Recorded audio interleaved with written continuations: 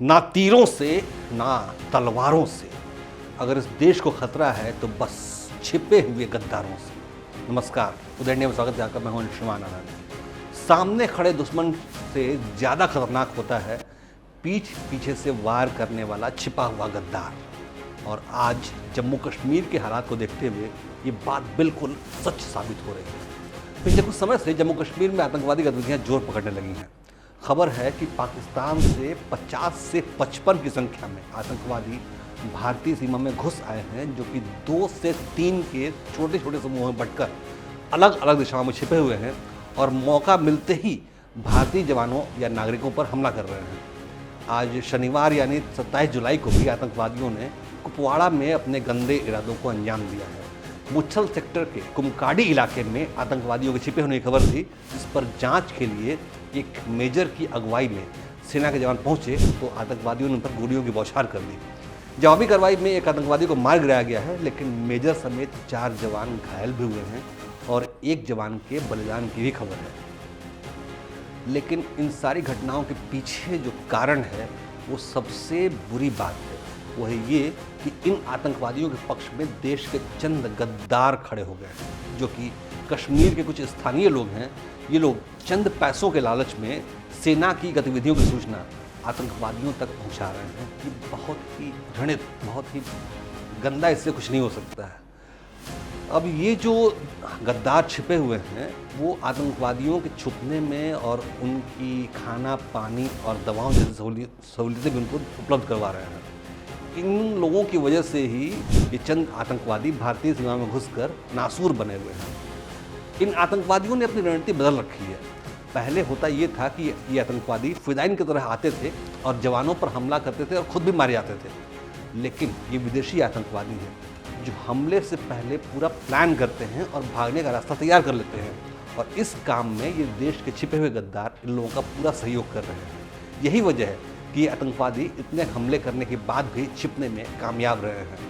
9 जून को शिवखोड़ी में यात्री बस पर हमला करने वाले आतंकवादियों की तलाश में पिछले 46 दिनों में 25 सर्च ऑपरेशन चलाए जा चुके हैं, लेकिन अब तक एक भी आतंकवादी पकड़ा नहीं गया है, नहीं कोई इनकाउंटर हुआ है। वहीं 11 और 12 जून को डोडा और भद्रवाह में पुलिस और सेना के अस्थायी कैंप पर हमला करके 7 जवानों को घायल करने वाले आतंकी अब तक गायब हैं। कठुआ में सेना के 5 जवानों को मारने वाले आतंकवादी अब तक मिल नहीं पाए हैं। 16 जुलाई को डोडा में सैन्य टुकड़ी पर घात लगाकर हमला करने वाले आतंकवादी अब तक फरार हैं। दरअसल इसकी वजह ये है कि पाकिस्तान ने इस बार अफगान युद्ध के प्रशिक्षित आतंकवादियों को कश्मीर में भेजा है, जिनके पास ऑस्ट्रिया, अमेरिका, चाइना और जर्मन मेड हथियार हैं। बेहद अत्याधुनिक हथियारों का इस्तेमाल कर रहे हैं ये लोग। यहाँ तक इनके पास नाइट विजन स्नाइपर राइफलें भी हैं, जबकि पहले पाकिस्तान की रणनीति ये थी कि वो स्थानीय कश्मीरियों को प्रशिक्षित करके उनको आतंकवाद फैलाने के लिए भेजता था। लेकिन अब उसने विदेशी आतंकवादियों को भेजा है, और जबकि स्थानीय लोगों को आतंकवादियों की मदद करने तक सीमित कर दिया है। आप समझिए स्ट्रेटजी पूरी बदल गई है।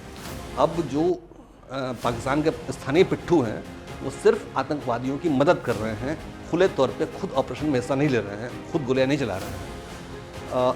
ये हमले का काम सिर्फ और सिर्फ विदेशी आतंकवादी कर रहे हैं। ये आतंकवादी आम नागरिकों का वेश धारण करके भारतीय सीमा में घुसे थे, जिसके बाद कश्मीर में मौजूद आतंकवाद समर्थकों ने उन्हें हथियार और छिपने की जगह उपलब्ध करा दी। जिसके बाद ये आतंकवादी भारतीय सीमा में अब तक कोहराम मचाए हुए हैं। इन आतंकवादियों से निपटने के लिए सेना अपनी आतंकवाद विरोधी ग्रिड को मजबूत कर रही है और खुफिया जानकारियाँ जुटाई जा रही हैं। आतंकवादी अब जम्मू कश्मीर के उन इलाकों में भी अपना नेटवर्क फैला रहे हैं जो कि लंबे समय से शांत रहे थे। जम्मू के कठुआ में जहां आतंकवादियों ने सेना पर के गश्ती दल पर घात लगाकर हमला किया था, वो इलाका 1 दशक यानी 10 सालों से भी ज़्यादा समय से शांत था।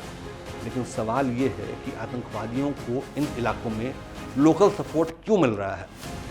इसका जवाब छिपा है ड्रग्स और पैसे में। दरअसल ये लोकल लोग पाकिस्तान से आने वाले ड्रग्स सेलिंग करके अच्छा पैसा बना रहे हैं। इसके साथ ही ये आतंकवादी उन स्थानीय लोगों को हथियारों का डर भी दिखाते हैं, क्योंकि ये तो बिल्कुल तय है कि बिना किसी लोकल सपोर्ट के घात लगाकर हमला करना और फिर भाग जाना इन विदेशी आतंकवादियों के लिए संभव नहीं है, क्योंकि जम्मू कश्मीर का ये इलाका उनके लिए नया है।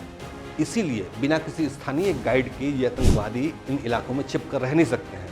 ऐसे में इन आतंकवादियों की कमर तोड़ने के लिए जरूरी है इनकी स्थानीय मददगारों की पहचान की जाए और इन गद्दारों को सख्त से सख्त सजा दी जाए, क्योंकि गद्दारी के इस नेटवर्क को तोड़े बिना विदेशी आतंकवादियों को ठिकाने नहीं लगाया सकता है। इसीलिए इन छिपे हुए देशद्रोहियों की पहचान बेहद जरूरी है। जय हिंद, जय भारत।